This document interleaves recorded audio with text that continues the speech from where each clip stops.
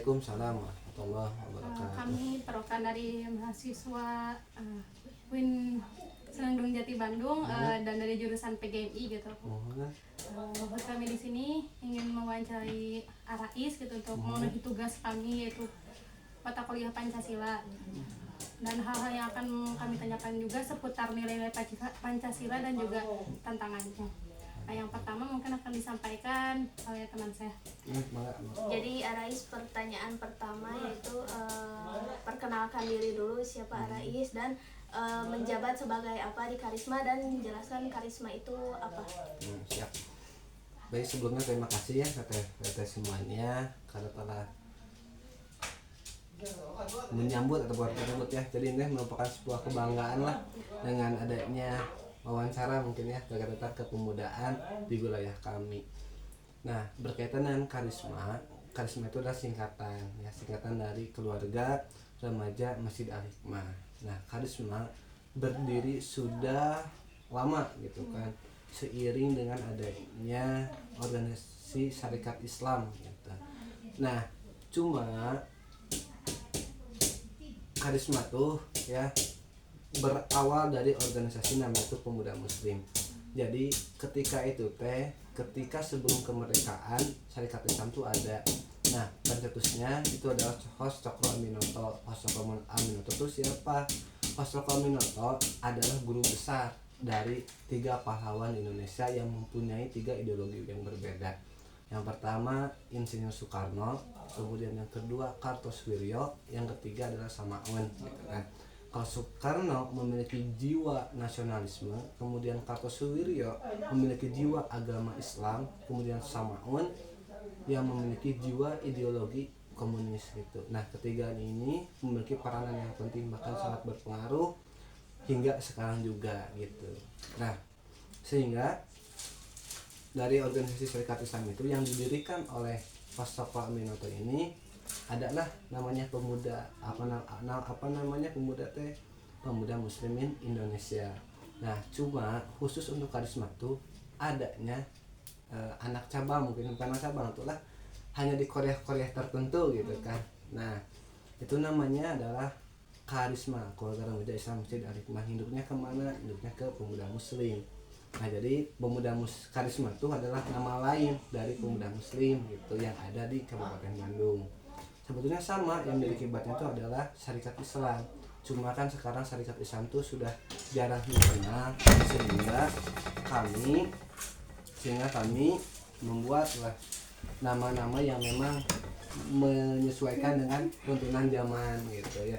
Kan sekarang ada Risma gitu kan, kemudian ada Gema kalau di Akaroma gitu kan, Hima gitu kan, atau Rohis lah. Jadi kegiatannya sama-sama seperti Rohis gitu. Jabatan istri kedua Karisma tuh udah ketua gitu ya di Karisma, ketua sejak 1 tahun ke belakang lah ya, 1 tahun belakang, karena dalam ADRT-nya juga setiap 2 tahun itu pemilihan ketua gitu. Jadi karisma teh diturunkan gitu dari para sesepuh ke remajanya. Iya, jadi karisma juga kalau dulu itu gerakannya itu bukan hanya di masjid saja, tetapi ada juga itu ya kayak badan usaha milik jamaah, namanya itu BUMJ, membuka kedai, warung gitu kan. Peruntukannya untuk siapa? Itu 20% untuk dana pribadi ya, yang mengolahnya 80% itu untuk masyarakat gitu. Kemudian tadi mungkin udah ya Kak latar belakangnya gitu. Latar belakang. Terus tujuan terbentuknya karisma itu bagaimana? Nah, tujuan terkait tentang tujuan adanya organisasi karisma itu yang ada sebuah dalil ya, Asubanul Yaum Arjaluka. Jadi pemimpin sekarang pemuda sekarang tuh adalah pemimpin masa depan. Nah, jadi orang-orang yang ada di karisma itu dicetak ya pribadinya untuk menjadi pemimpin yang akan datang selanjutnya. Nah, di dalamnya tuh ada kegiatan kajian rutin gitu ya. Kemudian ada beberapa daurah. Kalau dalam 1 minggu ya, ataupun agenda mingguan ya maksudnya, itu ada kajian rutin ya. Ustadznya memang guru-guru kami itu kan terkadang suka membawa ustadz juga yang di luar. Kemudian agenda bulanannya tuh ada juga agenda bulanan seperti daurah, kemudian ya hari kelima gitu kan. Kalau jadwal tuh satu ada 4, satu bulan tuh ada 4 pertemuan. Terkadang kan satu bulan tuh ada yang 5 minggunya. Nah di kelima atau apa tanggal 30 atau 31-nya gitu ya, itu suka ada kegiatan daurah, apakah itu daurah jenazah, daurah mawaris gitu kan, apapun itu ya kegiatannya yang memang kayak talk show lagi gitu kan, ya kayak seminar lagi. Jadi karisma itu bukan hanya tentang organisasi yang membahas agama, tetapi karisma juga membahas bagaimana itu ilmu pengetahuan alam, ilmu pengetahuan di apa namanya, ialah seputar dunia juga gitu kan, ada di dalamnya, termasuk perekonomian gitu.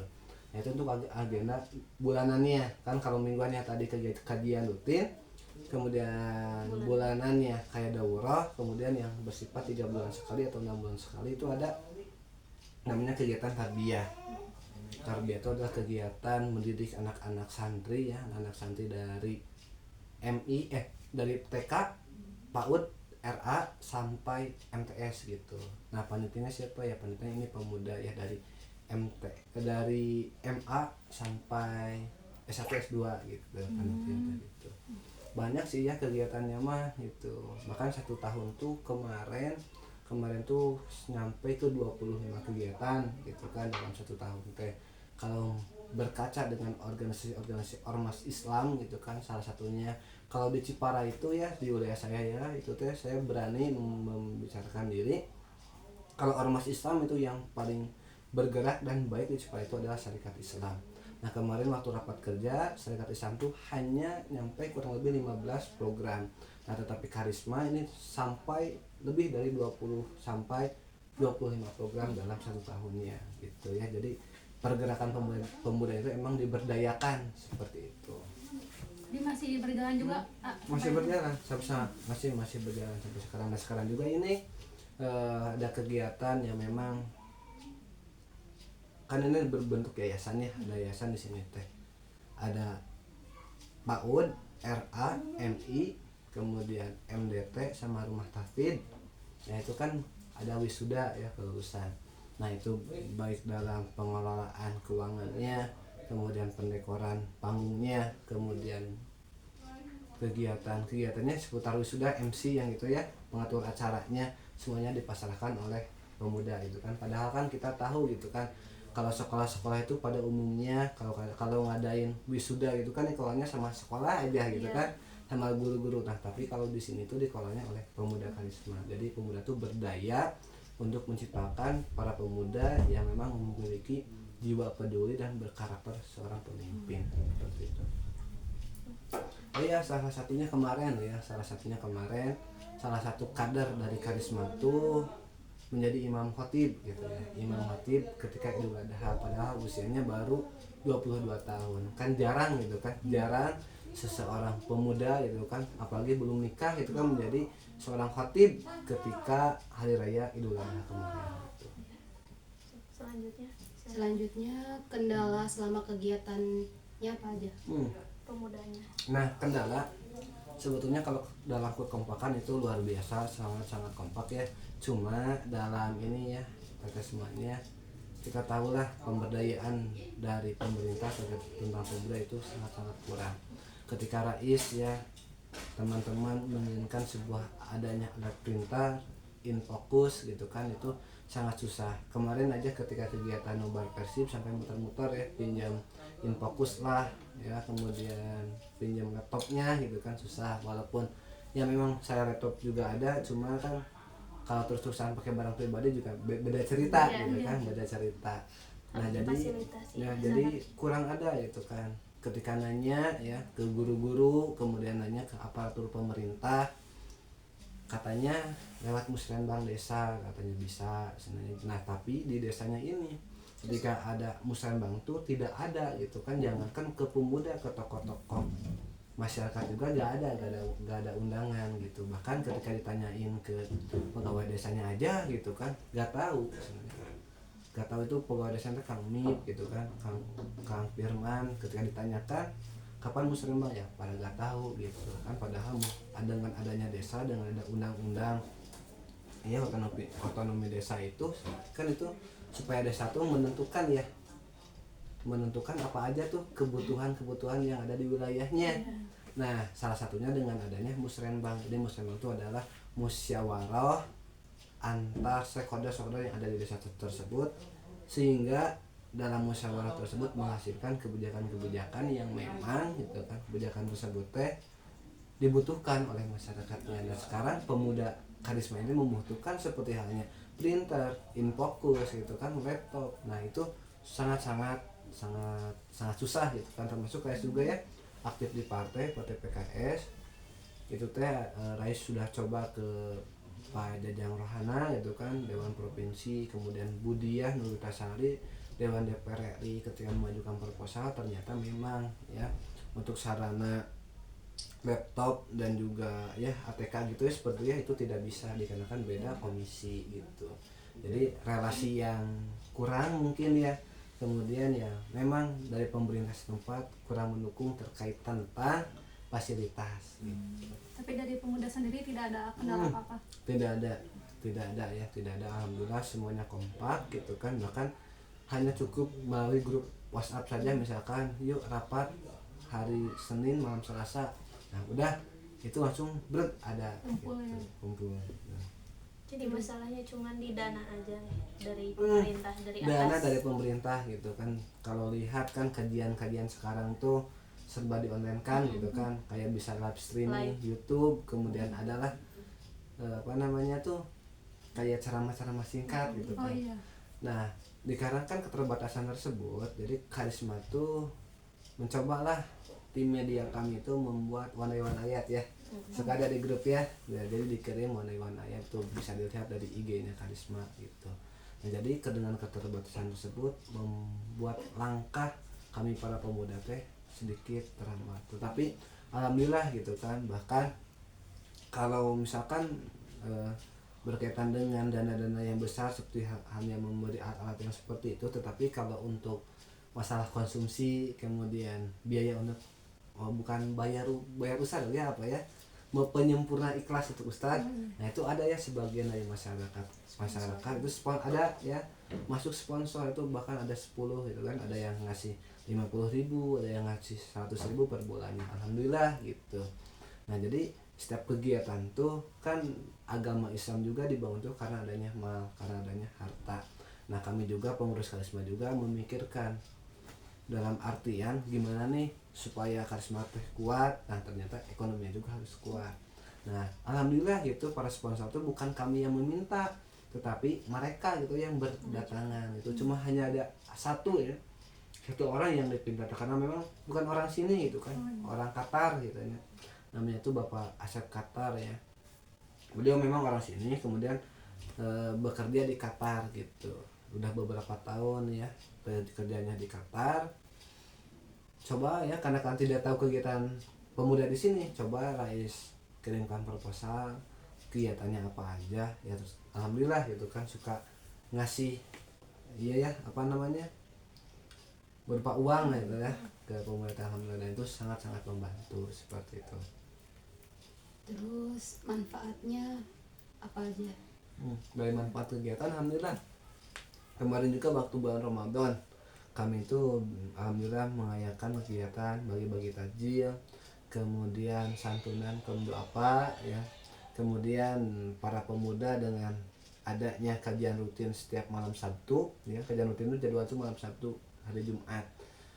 Nah itu ya bisa meminimalisir atau kenakalan remaja, karena seperti halnya yang kita tahu gitu kan di era sekarang tuh kayak judi ya, memabuk-mabukan, terlebih sekarang judi online tuh sangat ya apa namanya sangat sudah tidak asing lagi di telinga itu, terutama perzinahan gitu kan, orang yang tanda kutip gitu kan melakukan hal tersebut sehingga apa namanya hamil di luar nikah. Nah dengan adanya kajian ini setidaknya gitu kan ada pembatas lah bagi para pemuda di sini gitu. Jadi sehingga gitu kan pemuda tuh aya nu ngarahkeun kalau secara bahasa Sunda nama. Jadi ada yang mengarahkan gitu kan. Jadi ketika nongkrong tuh jadi gak cuma masalah hal-hal yang tidak bermanfaat. Jadi ketika nongkrong tuh para pemuda tuh ya seputar agama yang dibahas tuh, gitu. Jadi apa nih yang harus dipikirkan juga. Nah, kenapa harus seperti ini? Dalam tongkrongan tuh yang dibahas tuh seperti agama. Nah, karena ketika zaman Nabi pun kenapa Islam bisa maju tuh dikarenakan setiap pertemuan tuh yang dibaca itu adalah seputar agama saja gitu. Jadi ya ketika berkumpul agama yang dibahas. Nah, kemudian ketika pemuda yang berkumpul yang dibahas ya karisma bukan yang lain gitu. Jadi setiap hari itu mempunyai ide gagasan baru lagi gitu. Mencegah juga ya Kak, mencegah hal-hal yang tidak diinginkan gitu terhadap betul. pemuda-pemudi gitu kan. Ya betul ya, intinya pada seperti itu gitu kan. Pokoknya mencetak generasi unggul ya kan. Generasi unggul. Jadi mungkin pada awal A-nya kurang mengenalkan diri, mungkin boleh sekarang. Oh, memperkenalkan nasi. Iya. Perkenalkan ya, nama Kang teh Muhammad Raisan. Kalau sekarang tuh seterusnya mahasiswa sama ya semester 8 kedua ya. Akhir besok ujian terakhir juga sama. Besok ya, insya Allah. Keseharian mungkin akan juga aktif di partai politik ya, di PKS sebagai ketua DPRA.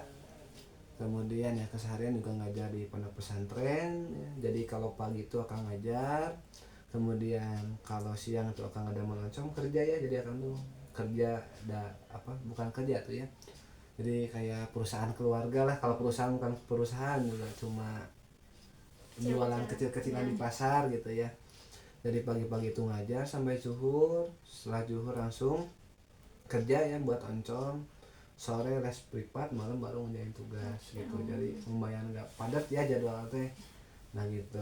Nah kenapa bisa seperti itu? Karena akan tuh kuliahnya di universitas terbuka, fleksibel gitu kan, fleksibel. Waktu belajarnya tuh cuma hari Rabu sama Kamis akang mah. Jadi selebihnya tuh belajar di rumah seperti itu. Tempat tanggal lahir Oh, akang tuh tempat tanggal lahir tuh Bandung ya.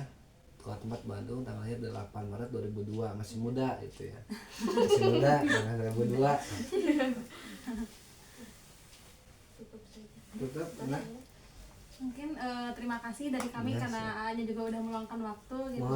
Dan mohon maaf atas segala hal yang kurang kami persiapkan gitu di acara ini.